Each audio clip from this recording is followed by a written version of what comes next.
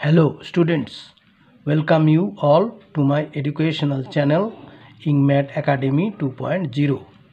আজকে আমার video topic মাধ্যমিক grammar question bank for class 10 থেকে নেওয়া দ্য ক্যাট গল্পের কিছুটা অংশ নিয়ে সেটা আমি সমাধান করে দিয়েছি। তাহলে চলো বেশি দেরি না করে শুরু করা যাক। এতে বলা হয়েছে choose the correct alternatives to complete the following sentences. ওয়ানের বলা হয়েছে by nature a cat is, চারটি অপশন দেওয়া আছে, কোনটি সঠিক?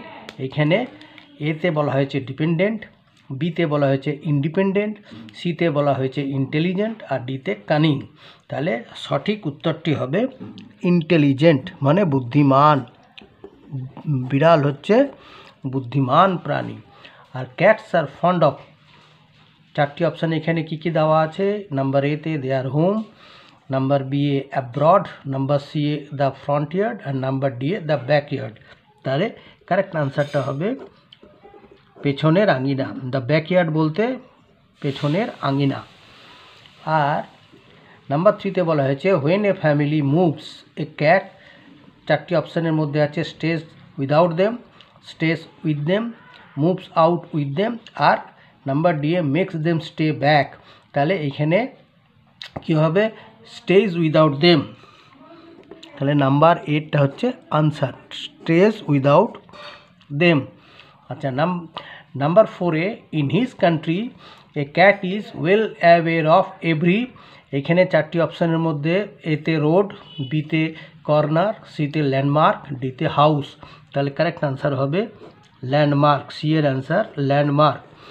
আচ্ছা, তারপরেরটা হচ্ছে 5এরটা হচ্ছে cats go to the suburban backyard for, চারটা অপশানের মধ্যে A work, B sport, C leisure আর D none of this.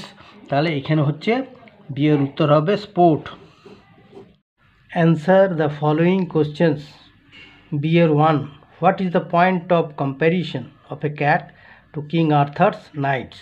Answer, when a cat gets older, he goes to the backyard where he has more gallant adventure than King Arthur's knights ever had. Number 2, why does not a cat like to leave his country? Answer, the cat does not like to leave his country as he has his friends in his area.